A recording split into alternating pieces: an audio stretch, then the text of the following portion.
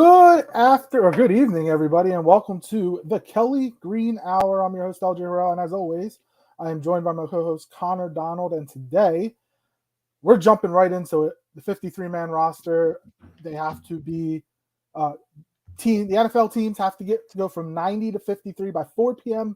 Tuesday afternoon, and then after that, they set their 16-man practice squads. So by 4 p.m. Tuesday afternoon, over 1,150 players will be released. All in total, it's going to be 600 and something because, again, 16-man practice squads times 32. and that's how many. And I actually like that, and I don't know about you, Connor, and we'll definitely dive into this. I like that they increased the practice squad. And I like the rule where you can bring somebody up. Obviously, it's a number of times what they did with Covey last year, the first 3 or so games.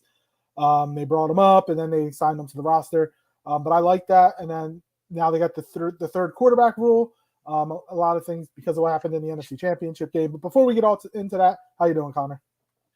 I'm doing good. First of all, we'll address this. Cuts are Tuesday. I'm sorry, I can't repeat your name. I don't know what that is, but cuts are Tuesday. But that doesn't mean that there won't be cuts before then. You know, some teams may make the very obvious ones before then, but some of the tougher ones may come down to Tuesday. But yeah, you'll definitely start. Usually by Sunday, we start to see some cuts really start rolling out pretty quickly. So, and yeah, he said go Birds, so definitely go Birds.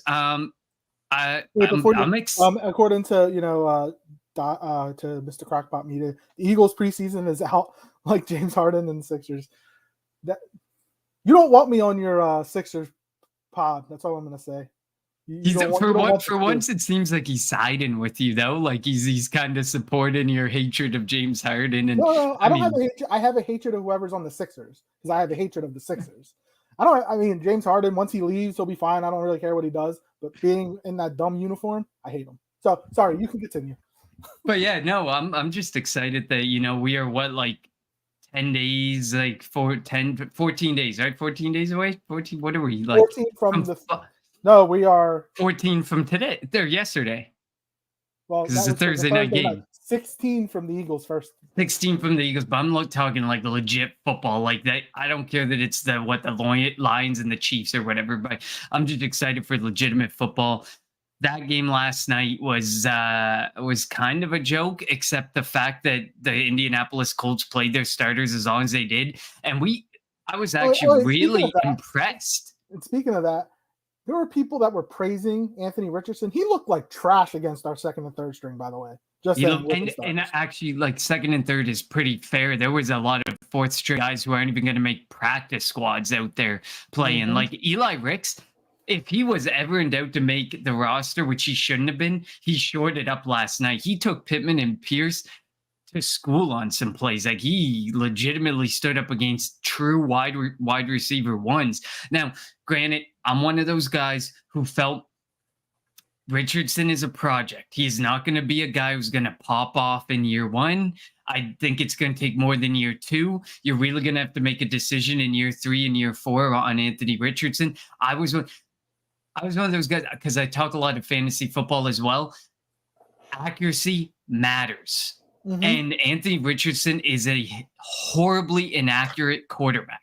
He's got a great arm. He's got great athleticism. He can run, but he has horrible accuracy. He had terrible accuracy, and he was only a 1-year starter at Florida. So to me, I wasn't prepared to do Richardson to me isn't as bad as, okay, the Trey Lance pick looks super bad because they traded 3 first-rounders for it. But I almost feel Lance and Richardson are comparable, except Richardson played at the right level of college to draft him in the top 5. Trey Lance beat out the lower level. I can't hear you. I don't know if it's just me. Oh no, LJ. We've lost LJ's sound as I was bashing Anthony Richardson. So LJ is about to come back in. But Mr. Crockpot did say Anthony Richardson is garbage. He's so overrated. Definitely agree with you there, Mr. Crockpot. like I said, accuracy matters. You have to be able to throw that football. And if you're not able to throw the football and throw with some sort of accuracy, you're going to have a hard time, and people and teams are going to have a hard time, buying into you being a franchise quarterback. And it's an unfortunate reality for Anthony Richardson and especially for the Indianapolis Colts. Mr. Crockpot, fun fact, I had Tanner McKee ranked 11 spots lower than Anthony Richardson in my top 53 prospects of the 2023 draft. That is definitely a fun fact, Mr. Crockpot. And interestingly enough, Tanner McKee looked better in this preseason than Anthony Richardson looked all preseason. And Anthony Richardson is set to be a starter. Well, Tanner McKee is set to be a third stringer behind Marcus Mariota. So that's going to be definitely very interesting to watch. But I don't want to bash Anthony Richardson the whole time. So hopefully we get LJ back here very quickly with some sound. But we will be diving into Rick's better. So Rick's better make it, and Devin Allen over Covey. I'm interested to see what direction they go. I think Devin Allen's going to end up being back on the practice squad. I think he's a guy who I still think he needs to work on his hands and his ability to make the catch and then to be able to return the ball. It seemed to have been a thing this year and a thing last year. Oh, let's see. We got LJ back with sound. Can you hear me now? I can hear you now. Okay. So I'm addressing this comment. Rick's better make it. Rick's is definitely making it, but Devin Allen over Covey. And I think that you're going to agree with that solely because you don't like Britton Covey. Well, I'm not going to agree. I don't think either should make it, but I'm not going to agree with it because Devin Allen isn't a punt returner. Devin Allen's a kickoff returner, and a kickoff returner and a punt returner are two totally different things. And Devin Allen didn't do punt return or kick return at all in college at Oregon. So, I mean, they're probably they have the comfortability with Britton Covey, and they have the experience with him. He's at least reliable when it comes to catching the ball. That was, but the thing with Devin Allen also that I saw, like even last night, like he can't make that initial, like you can't constantly. That was a kickoff. If that's a punt, he's not getting a second chance often to make that play. Britton Covey, the thing with Britton Covey that I like, the man can take shots. He can get nailed and hold on to that football. And as much as we hate that, his average yards per return is like 3 or 4 yards, like at least he can hold on to the football. So there was Devin Allen can't yet. There was a stat that Ruben Frank put out that after week 7, I want to say, or week 11, it was one of the 2 weeks. Britton Covey was 11th, or no, was 7th in the league in punt return average. And then in the Super Bowl, I think he had a good one. So, like, again, he has the experience, and obviously this coaching staff, unlike previous coaching staffs, especially Chip Kelly, doesn't prioritize special team. Like usually the back half of the roster, the bottom end of the roster, you want to put players that are going to be able to excel on special teams. The Chris Maragoses, the Camus Grugier Hills of the world. But this coaching staff, and I think I mentioned it the last time we were on. We did talk last time, yep. They prioritize developmental players. So if they can keep an extra offensive lineman, if they can keep an extra cornerback, they can keep an extra defensive lineman that may not see a lot of playing time this year, but they can keep on the roster and that they can just develop that could turn into somebody in a year or two, they'll do that and they'll just find a way. So like the last 2 years, we've complained so much about Michael Clay. And maybe it hasn't been Michael Clay. Maybe it's just they don't have good enough players that are going out there. Like Doug used to put starters out there. I don't know if Nick Sirianni necessarily wants to do that, but that's what it might come down to is putting starters out there. Malcolm Jenkins played special teams all the time. Marcus Epps played special teams all the time. Like so that's what I think it's going to come down to. It's the health and injury concern, and I get it. You don't want to put these guys at, especially like punter, kick return. You don't want a key starter doing that. And I know they had Devontae Smith out there sometimes just because they wanted something to come of their returns, but you can't be risking those types of players all the time. Now, if you're going out there and just trying to make a tackle, yeah, going like your developmental Kevon Wallaces and stuff of the world who haven't proven anything, missed tackles, aren't that great, and you're just trying to push them into a special teams role to save the fact that they are on your roster. That just doesn't make sense to me. Mr. I mean, Crockpot, they were a little bit better when Christian Ellis got brought up. Maybe Sidney Brown, like if he's not a starter, which I don't think he'll be a starter at least the first half of the season, maybe he'll be better. If they were to keep Ben Van Serman, the rookie undrafted linebacker from Michigan State, who had I think like 17 he had like 17 tackles yesterday or something like that. Yep, 11 solo tackles. Yeah. So like he could potentially make it. So yeah, there's a lot of players that could help the special teams. And Mr. Crockpot, we'll just start doing that 53-man roster. He says, I think Keely Ringo is a lock. And then he says, Ricks versus Goodrich fight. Do both make it? Who makes that final CB spot? He also asked, what the heck are the Eagles going to do with punter? I mean, as much as we hate to see it, it's going to be Aaron Sipos. And right it's now, only... It wouldn't shock me if come Tuesday, maybe somebody gets released. I don't know. But who knows? We'll talk on this point too. Eagles need to find a way to get Ricks and Van Sumer into the practice squad. I guess we got to dive into it, but I don't think you can let Ricks go to the waiver wire because he ain't coming back. I don't think he makes it through. Van Sumeren, I think, has a better chance of making it through and coming back out the other side to our practice squad if I were to put odds. But Ricks, I really don't think so, especially after that showing last night against some of the ones. Like, those were legit ones on a football team. Yes, it's Anthony Richardson who's got no accuracy, and like it's a brand new offense and stuff, and that's probably why Steichen wanted to get those guys out there. But the point is, they're true ones. That's legitimate ones that are going to be playing on a football field this season, and he had a really good performance against them. And that was his audition, that if you want to put him on the waiver wire, that's the tape that they're going to look at. And some team will say, he can fit as my 6th or 7th corner if the Eagles can't make it work.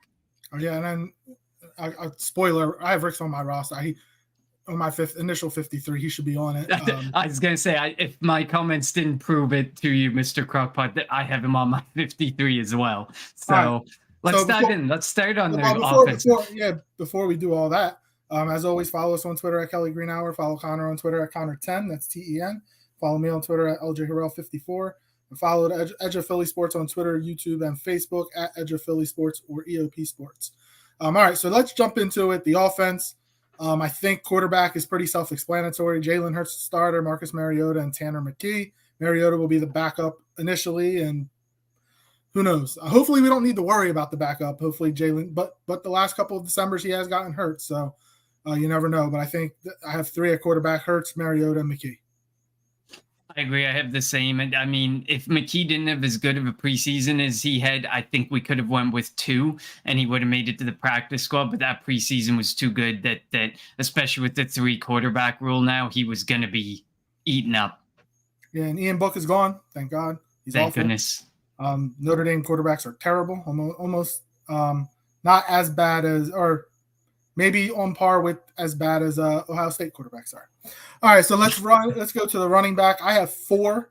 I have DeAndre Swift, who I think, again, Swift has the best ability of all the running backs that I think the Eagles are going to keep. And I think he is going to be the primary ball carrier. But again, it is running back by committee. They're not going to trade for Jonathan Taylor. They're not going to, again, they didn't trade up for Bijan Robinson. They're never at least under Howie Roseman, they're never going to pay a running back big money. So I'm going Swift, Gainwell, Penny, and unfortunately I have Boston Scott, but it wouldn't shock me if they maybe make a move for somebody that gets cut and Scott doesn't make the team. Yeah, I have it the same way. Even though I posted on Twitter last night saying that Trey Sermon should be on the 53 over Scott, and some guy said, you don't know football. I know football, and I get that Boston Scott is going to be there. I don't like it. I think you can find a better situational role for Trey Sermon than Boston Scott. And then, of course, everyone comes out and says, but he gives you 2 games a season that is better than half the running backs in the NFL, and he gives you 2 wins a year. Whatever. Okay, it is what it is. At the end of the day, the way that they played the preseason, Scott's making it. He's, like I said on the last episode, $1 million is $1 million to save, and he's the highest paid running back on our roster right now. So I agree with you. If some running back gets cut that we like, maybe we go for it. I'm not completely ruling out Jonathan Taylor, but I am saying we're not going to pay the contract. The contract Jonathan Taylor, I think, is going to end up in Miami. I know the Colts. And that's if they deal him. Like, at the end of the day, you got to think, like, you have to be willing to, like, he's not going to go there without, like, it's probably going to be a sign and trade or a trade and sign. Like, I think it depends. If he really wants out of Indianapolis, maybe.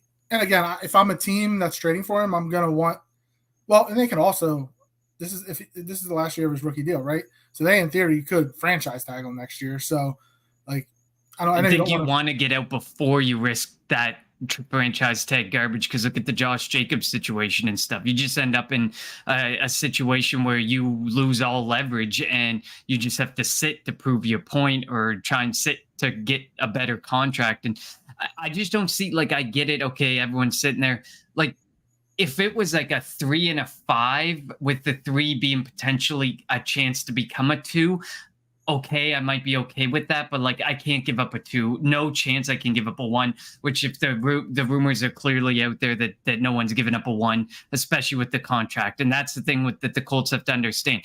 If someone's got to give the contract you don't want to give, you ain't getting a first-round pick from him, despite that he is a first-round talent. He's a great talent. He's a game changer for an offense, but nobody's going to do that when they know that they also have to pay him $12 to $14 million a year after that. Yeah, and as Mr. Crockpot says, the Taylor to the Eagles rumors is complete nonsense. Howie is going to make a call on everybody. Like, he wouldn't be doing his due diligence if he didn't. But yeah, it definitely is nonsense. Again, they're never gonna have a bell cow running back in under Howie. He's kind of ahead of the curve when it comes to the running back position. You know, they're not going to go out there and put assets into that position when it's a passing league right now. All right, so let's move to... I agree. And like, one more thing, like you said, Howie always is going to make the call, and you have to understand that. So when people sit there and say, I have trusted, I have trusted sources that say Howie made a call. Howie makes a call on every rumored player on the block or every upset player. If you don't think for 2 seconds that although Budda Baker restructured and stayed in Arizona, Howie didn't make at least one phone call for trying to get Budda Baker, you'd be wild. So that's why when people say, I have a trusted source who say they're in contact, Howie is in contact with any rumored not happy player. Yeah, exactly. And again, he wouldn't be doing his due diligence if he didn't. Let's move to wide receiver. Who do you got the Eagles keeping at wide receiver? This was a tough one. So it's only a tough one because I had Tyree Cleveland making it. If he did not end up having his season pretty much put down the drain with that really sickening hit, I had him there, and now I hate it because I have a really small wide receiving room after AJ Brown, and I don't like it. I have AJ Brown, I have Devontae Smith, I have Quez Watkins, I got Britton Covey, and I got Zacchaeus. I wanted a bigger guy, but like, I don't think anyone's taken Deon Cain. So despite his or Freddie Swain, like, I don't think anyone's taken these guys. So they'll make it through waivers. They'll land on the practice squad. You can do that protection rule. And if Zacchaeus or Covey or something isn't working out and it's way too small, you don't have any size, then, maybe you then pivot to bringing Deon Cain up those 3 times and then signing him and dumping somebody else. I don't know, but I hate it because I got Smith. Okay. Smith is small in stature, but he's a beast. Brown's the biggest guy, and then everybody else is what, like 5'10", 180. Like, I hate that feeling. I liked it a lot more when we had Zach Pascal. That's why I want Tyree Cleveland. Greg Ward will be on the practice squad. He's not going anywhere. I actually have the same 5 receivers: AJ Brown, Devontae Smith, Olamide Zacchaeus, Quez Watkins, and Britton Covey, who, again, I'm not a fan of. Covey will be the punt return. I think, though, again, like I said last year when we did this, you can cut Covey and just bring him back to the practice squad, bring him up, and then figure out what to do from there. Nobody's clamoring to get Then Britton who? Covey. But like, who are you taking then? Is it just to have 4 wide receivers and then try it just so you can protect somebody else on your 53 and then figure it out from there? Like, I don't see like a you path got to to see what receivers are cut across the league too. Like you said, you want a bigger one, maybe a bigger one gets cut and they bring him on. N'Keal Harry got cut. Yeah, but they also brought him in for a workout, and that didn't work out so well. But yeah, so like again, Britton Covey is a give or take. Who knows what's going to happen there? But again, the Eagles were lucky last year that AJ Brown, Devontae Smith, Quez Watkins, and Zach Pascal didn't really get hurt last year because they didn't have depth at wide receiver. And again, my big fear this year is, are they going to be as lucky this year as they were last year in the health department? And I don't think they will. So they're going to definitely have to find a way to get some depth at receiver, whether it is on the practice squad or adding a receiver or two to the active roster. Tight ends. Mr. Crockpot says, is Quez going to be ready for week 1? If not, that just makes you feel even worse about the wide receiver position. So I really hope he's going to be ready for week 1. But I think like some of the moves that happen over the weekend will probably speak to if Quez will be ready. But I mean, if you put him on the IR, he's automatically, 4 weeks that he's going to miss? So automatically he's going to miss 4 weeks, and you got to figure something out. And I don't like the looks of a Brown, Smith, Covey, and Zacchaeus wide receiving room. Or even if you want to add Deon Cain or Freddie Swain into that picture, I don't like the look of it. We're lucky with Brown and Smith, like you said, but can their health hold is a big question. Tight end, I got Goddard, Stoll, and Jackson. And the only reason, I don't know, I didn't love Grant Calcaterra. I don't really see, I see him on so many 53-man rosters. I don't understand it. I mean, he's a good pass catcher, but I think I like the upside more with Jackson, the size, speed profile that's there. And they kind of used him in a variety of different, they used him in line, they used him in the slot, they used him out wide. Maybe there's a chance he's a wide receiver tight end hybrid, like Zach Pascal type role. And maybe that's the saving grace of the wide receiver conundrum that I have before me. But I just have 3 tight ends, and those are the 3 I have. They just like Tyree Jackson way too much. And he did well enough yesterday and well enough prior to that I think he warrants keeping him and taking a look. I got Goddard, Stoll, and Calcaterra, and Jackson will be on the practice squad. I don't think anybody's clamoring for Jackson when he gets cut. So I don't think anyone would be for Calcaterra either. I know, but I think they drafted Calcaterra last year. They're not going to give up on him after a year. And again, Jackson, if they need a 4th tight end, bring him up, whatnot. So he'll be on the practice squad. But yeah, Goddard is going to be a top 3 tight end somehow. Would love to see Howie somehow get Zach Ertz from the Cardinals. That would be interesting if that were to happen. The Cardinals are obviously tanking, and he's back from his ACL, right? So it's potential. Maybe if we can get Budda Baker and Ertz in a trade. The thing with Budda Baker is just a restructure. Just when someone restructures, that pretty much tells you that they're not really going anywhere right away. I would love to see Ertz back. How much it would cost? Man, they sold Simmons for a 7th, which I wish Howie was in on. I couldn't believe the price. Second, Howie probably was 1 minute. Where did this come from? If I knew this availability was here, I would have given a 6th to get ahead of unless Gannon doesn't want to do business with the Eagles. Well, which is after everything that went down with the draft and having to give up picks because he gave up on the Eagles. Well, yeah, I guess you can kind of see that. All right, so let's move to the offensive line. I'm going here. The starters: Jordan Mailata, Landon Dickerson, Jason Kelce, Cam Jurgens, and Lane Johnson. And my backups: Tyler Steen, Jack Driscoll, Josh Andrews, Sua Opeta, and Fred Johnson. I didn't have Fred Johnson at first, but then when they signed him to a 2-year deal, he kind of guaranteed that he's going to be on the roster. So I went 10 offensive linemen to give me 25 on the offense.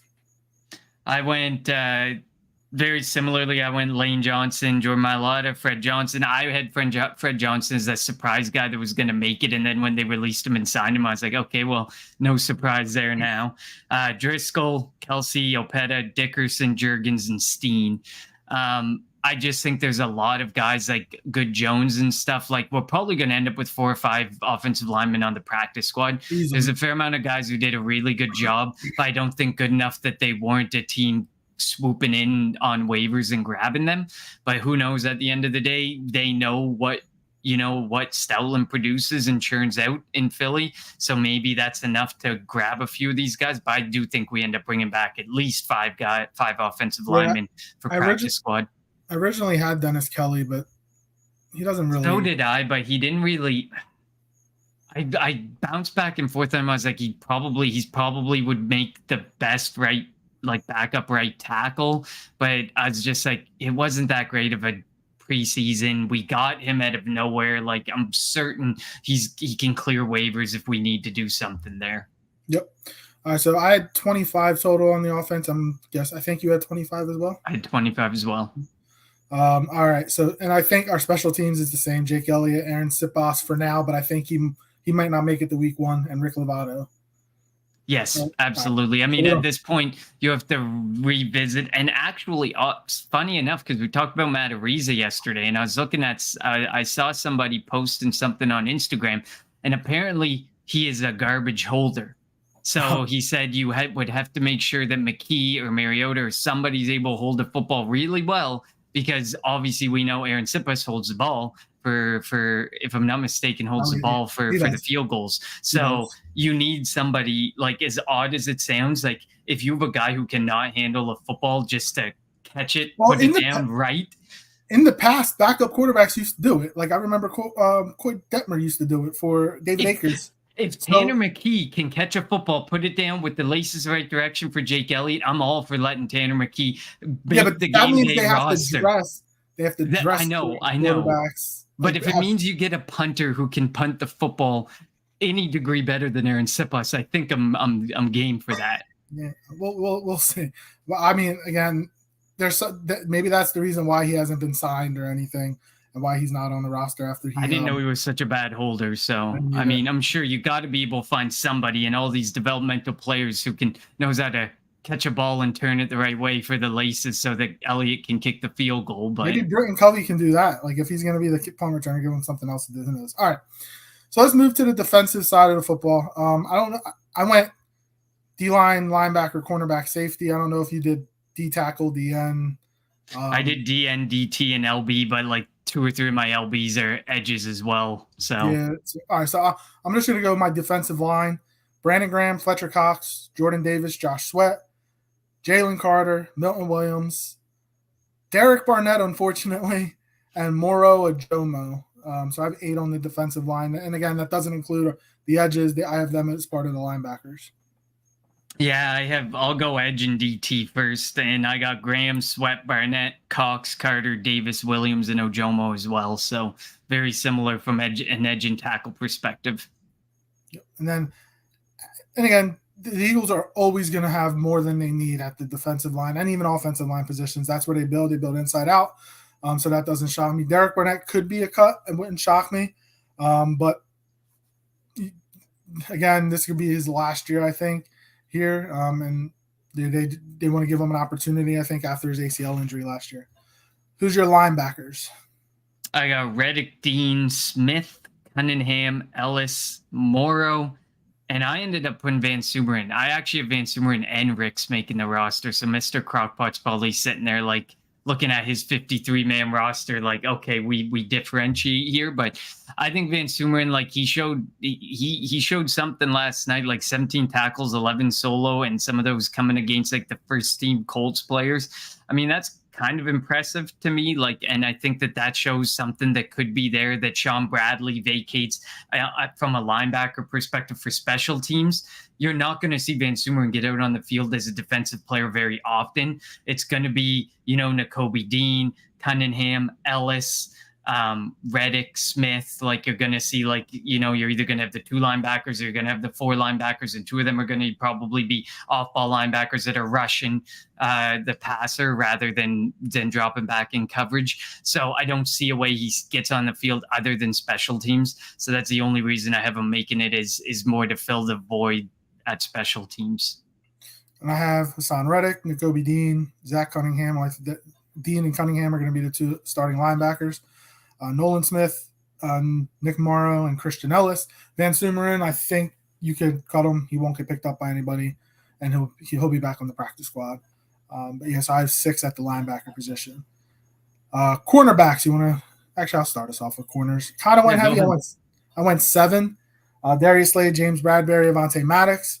Your starters on the outside and then the nickel. And then Josh Jobe, Kaylee Ringo, Eli Ricks, and Mario Goodrich. I wanted to put Mekhi Gardner because I think I think he has a chance if he develops well, he can be good.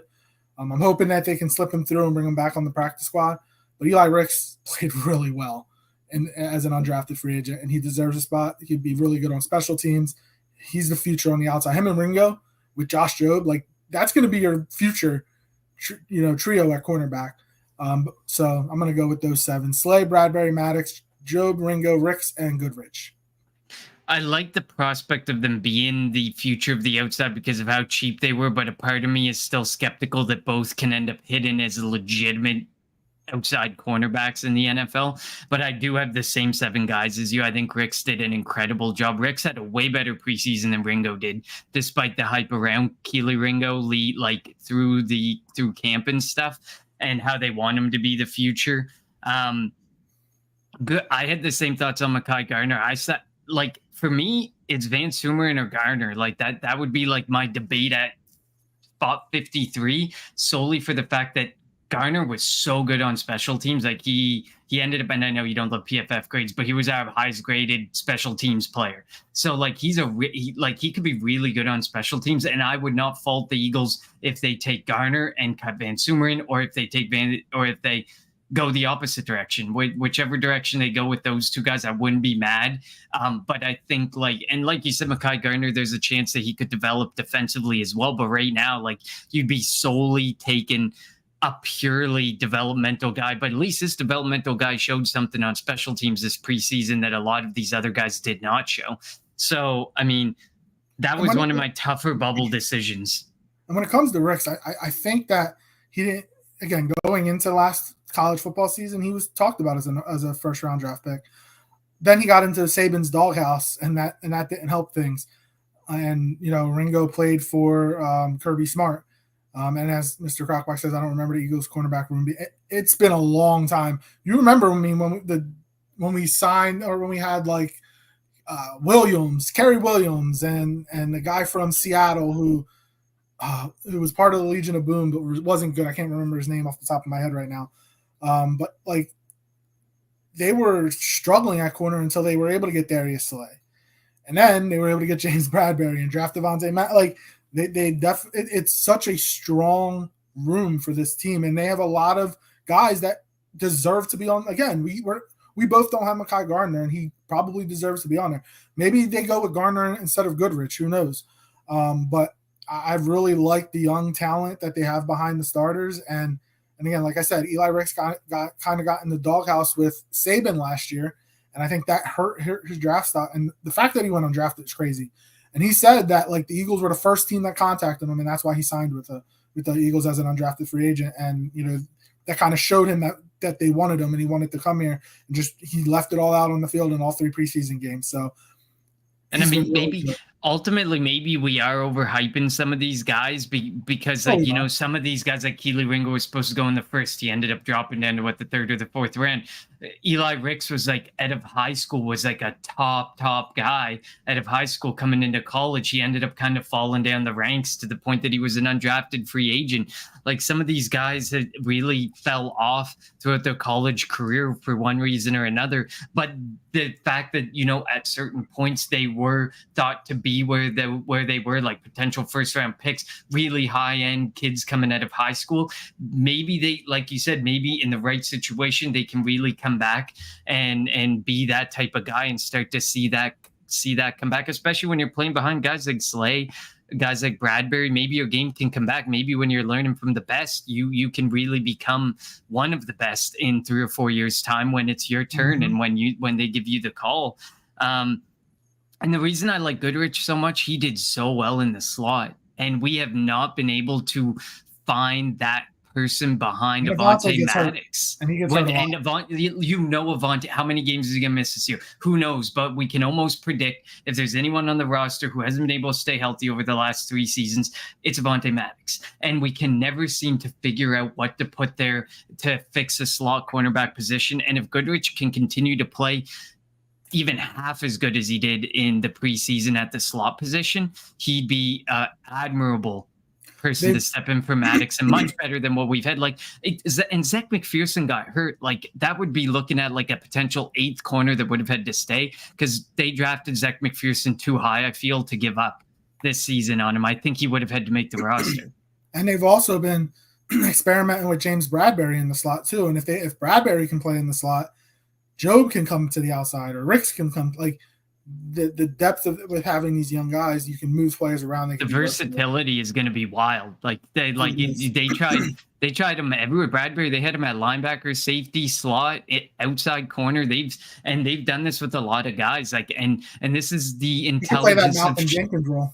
Yeah, this is the intelligence of Sean Desai at work. Like, you can see that he wants to use these guys in a number of different roles and wants to get them good and wants to get them comfortable. And that may open up that may make it make sense to have 7 or 8 cornerbacks. And it makes me I can't wait for September 10th, because we didn't see the Sean Desai defense. Now it's probably, there's a talk that it's similar to Gannon's, and obviously he's going to throw his own little, his own flair into it. But not seeing it and just being frustrated by playing that vanilla type defense. Granted, yesterday, I felt like he blitzed a lot.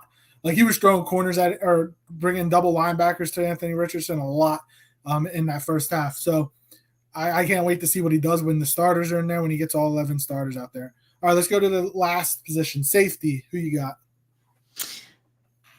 I got Blankenship, Edmonds, Evans, and Brown. And I got Evans because, like, he's a special teams guy, and maybe we're completely missing, and they're going to give Kevon Wallace another shot. But man, there was nothing this preseason to say Kevon Wallace deserves another shot. But there's a part of me that Howie's going to sit there and he's going to say, I can't let him go.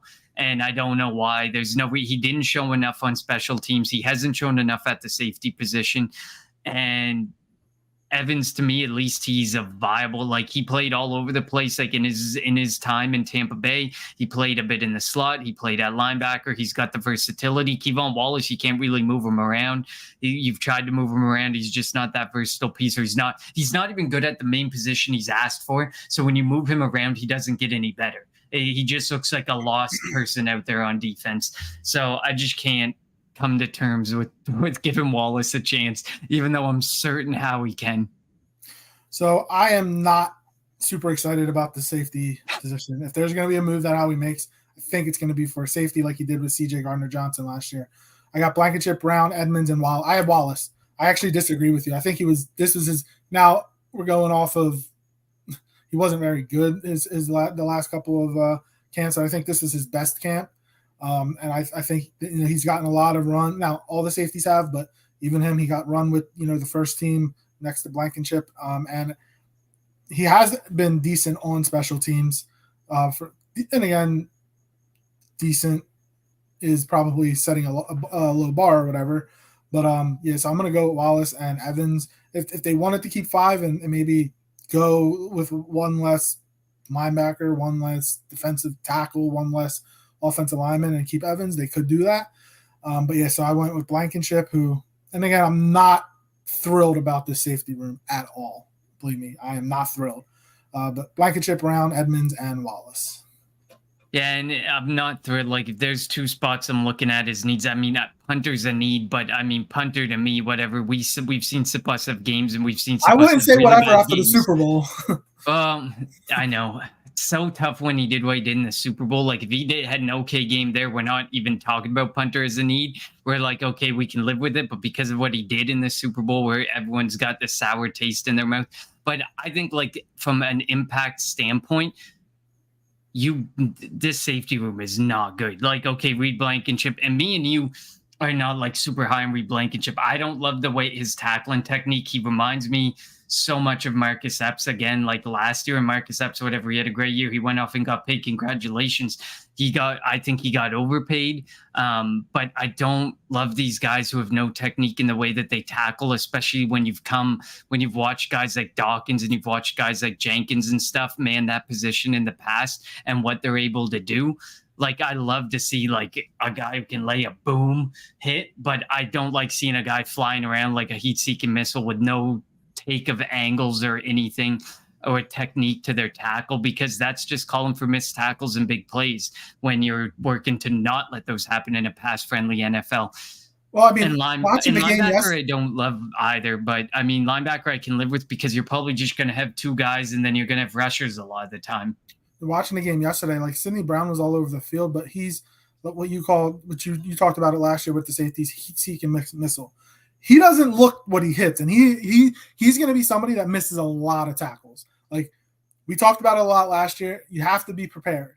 If he's out there, he's going to miss a bunch of tackles. Mr. Crockbach, Gardner Johnson played 65% of the snaps, and Reed played 25% of the snaps last year. What do you expect from Sidney Brown? I mean, probably it's going to be a lot fairer split, I think, because Reed, I think, will be on the 65 end, but like it's going to be a lot fairer split based on the players there now because no one's Chauncey Gardner-Johnson. Nobody's even remotely close to that. And despite what he has said, I do respect the player. I do respect how he plays the game. So I cannot discount that despite what he's been saying about the fans and the Eagles as an organization this offseason. But at the end of the day, no one's Chauncey Gardner-Johnson. Reed's going to get the 65% because he's the number one safety in the room. But the rest, that's going to be a very fair split. But I agree with you. You're going to have Sidney Brown out there missing tackles. You're going to have Reed. I would a million times over want two safeties who are the most boring guys to watch on film because they're making good, smart plays. I really wish we would have drafted Brian Branch from Alabama. He looks really good. He might start for Detroit. Like, and he can play like slot. He can play he could play multiple positions, versatile. He's very versatile. He would have been a great guy to have in this secondary. Who plays more snaps in 2023, Sidney Brown or Nolan Smith? Should be Nolan Smith, but that's a deep rushers room to contend with. Like, you may be able to give Smith the time to work his way into it, whereas Sidney Brown, the safety room is not as deep. It's not as good. You may have to throw Sidney Brown out there 35-40% of the time and Nolan Smith 25 or 30% of the time, just based on the rooms you're looking at. But it also, we haven't seen, like you said, the full Desai scheme.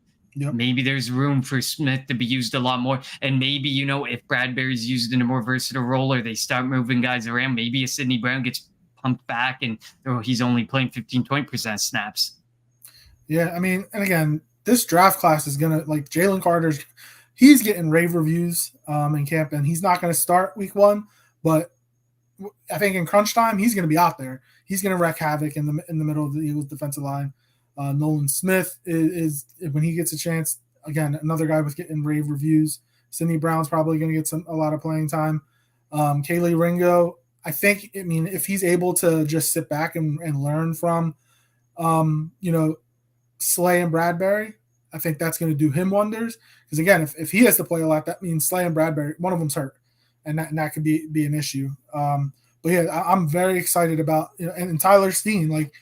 The thought when they drafted him is he's going to compete for the right guard spot, but now he has taken left tackle snaps, he's taken right guard snaps, so he's another versatile piece. So I really, really, really like this rookie class that the Eagles have, and if how we can continue to stack these draft classes on top of each other, the money that you're paying Jalen, it won't affect too much because you're hitting on the draft picks. Now, in a year or two, they're going to have to pay Devontae Smith a lot of money because he's going to be legit. He's going to be.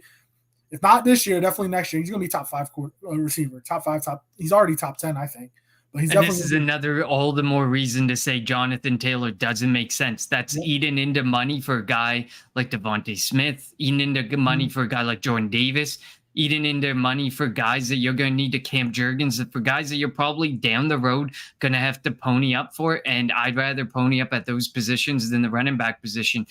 I mean, what if he's strictly you want to throw it in there for a rental 1 year and they take a 3 and a 5 or whatever? okay. Hopefully it helps us win the Super Bowl, but I don't even really want to give that up at the end of the day. I'd really just rather, I like the running back room here, but I think we've one of the better running back rooms in the league with Gainwell, Penny, and Swift. Don't even need to mention Scott or Sermon or whoever makes the final cut as a fourth or even a fifth running back.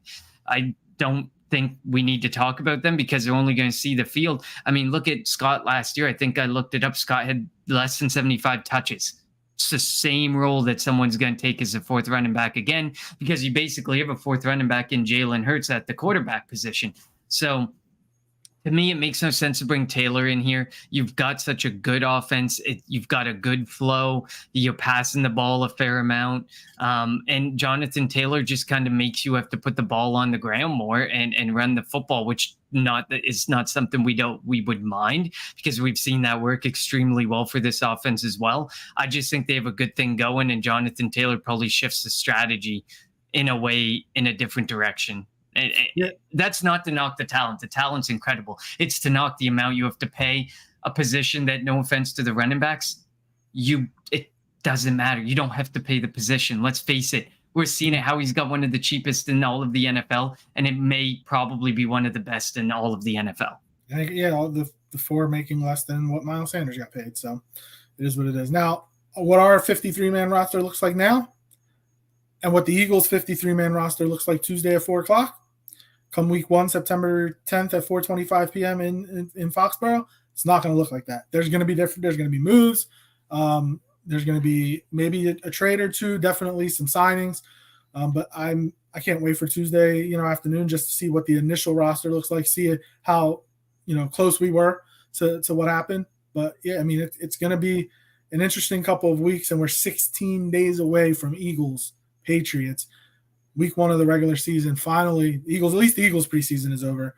Preseason, as much as we love football and as much as we're hyped when preseason gets here, those games are really bad. They drag on. I get so excited, and then I watch like week 1, and I'm like, oh my god, I can't believe I got to watch 2 more weeks of this. Yeah, so I just can't.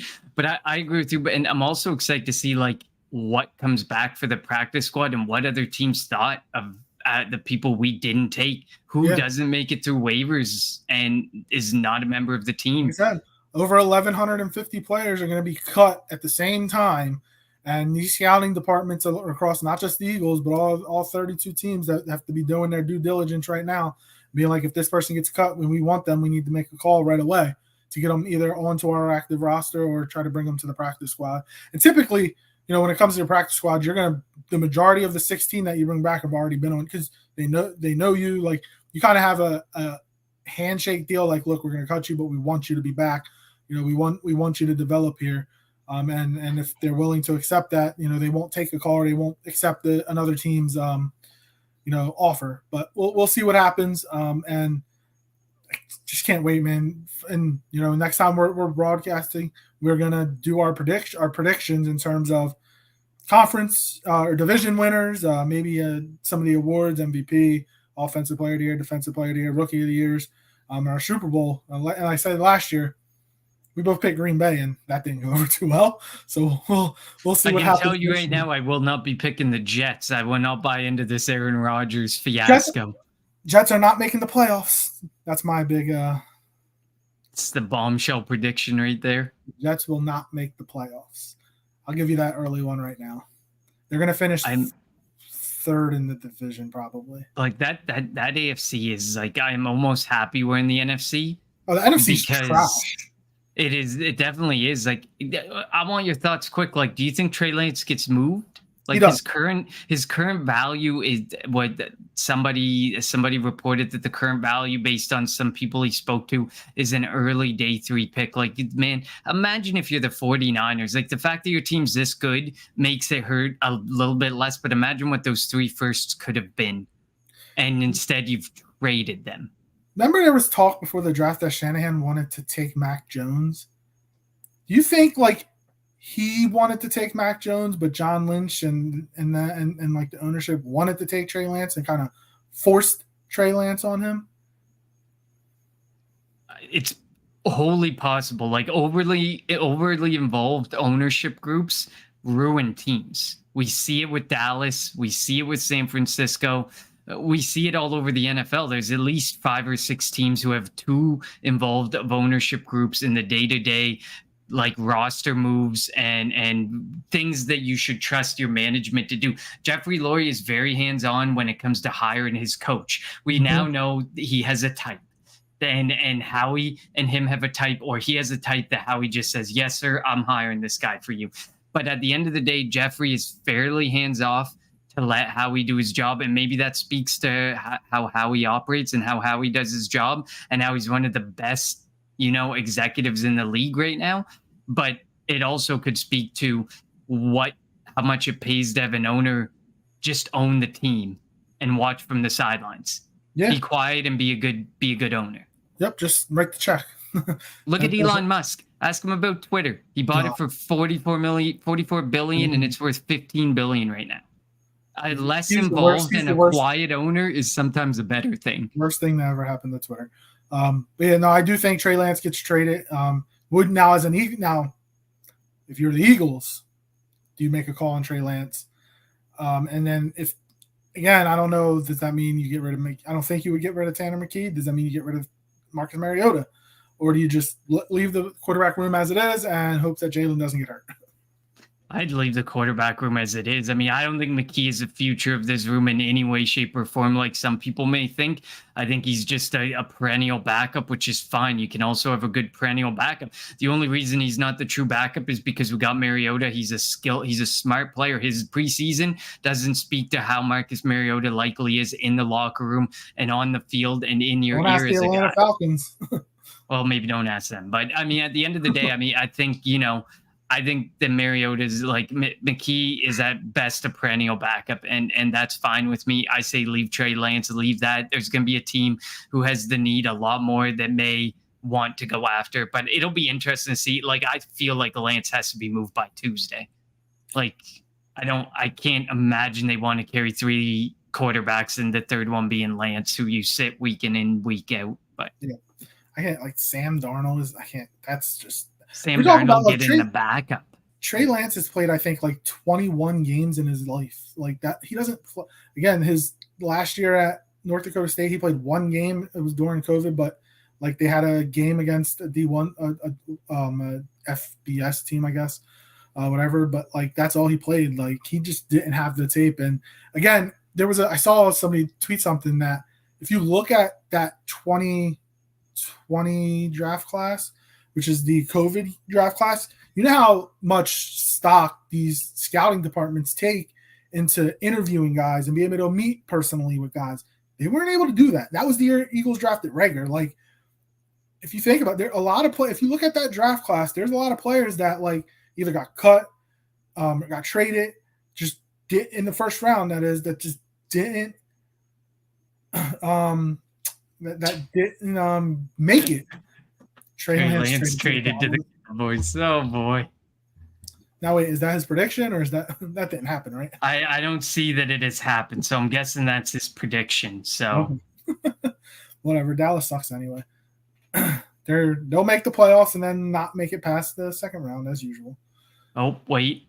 Yep, no, he is. The 49ers are sending Trey Lance to the Dallas Cowboys for a mid-round pick. Holy crap! Lance now gets a fresh start in Dallas. Wow. As we trash him, he goes, they're a team that we love to trash, so it just fits. The mold just fits. Oh, wow. Wow. Okay. So they got rid of him. What a way to wrap up, huh? What a way to wrap up. We bash the guy right into a trade to the worst franchise in the NFL. Are they the worst franchise? They're one of the worst? I don't know if they're the maybe worst. It's just, maybe we're biased. Maybe that's all it is. Okay. All right. So before we get out of here, what's one surprise move that you think happens by Tuesday at 4:00? I know we went over the rosters. We talked about potential trades, potential moves, but what do you think is one shock move that we're going to be when we get together again next week? We're like, wow, I did not see that coming. I don't have a specific move, but I think Howie makes a trade. I think Howie's going to make a trade between now and Tuesday at 4 p.m. that shakes up the look of these 53-man roster predictions in a big way. I don't know the move. I don't know the position. I hope it's a safety, but I feel like Howie's going to make a move. He knows the value he's got on some of these guys, and it may be a guy that we may not want to see go, but it's going to be what's best because of the plethora of talent. There's no way I see Howie making a move by Tuesday at 4. At least one trade. Dallas traded a 4th-round pick for Lance. Right in line with the value. They said an early day 3 pick. I would love to trade for Buda Baker, but he restructured his contract. Yeah, that's what we were talking about. This Luffy, we'll call you Luffy. We were talking about it earlier. The fact he restructured his deal to put more guaranteed money on the Cardinals books means, like, I don't think Buda Baker goes this year despite the rebuild. I think at the end of the day, if they really were going full rebuild mode, they probably shouldn't have restructured Buda Baker and dealt him, because I think he's one of their more valuable players. And now the way the deal is structured, it's just not friendly for Arizona to trade him personally. But I mean, right now they're looking at the number 1 and number 2 overall picks next year. They could have Caleb Williams and Marvin Harrison Jr. Like Kyler Murray gone.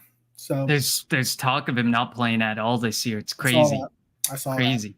That. All right. Well, remember Tuesday. What's that date? Tuesday the 29th at 4 p.m. Every team in the National Football League has to be down to 53 men, and then they can start building their 16-man practice squads. We did go over ours, just went over ours. We thank everybody in the chat for participating. We love when you guys participate. Give us something that we like to just converse back and forth. As always, follow us on Twitter at Kelly Green Hour. Follow Connor on Twitter at Connor10, and follow me on Twitter at LJ Harrell54, and follow Edge of Philly Sports on Twitter, Facebook, and YouTube at Edge of Philly Sports.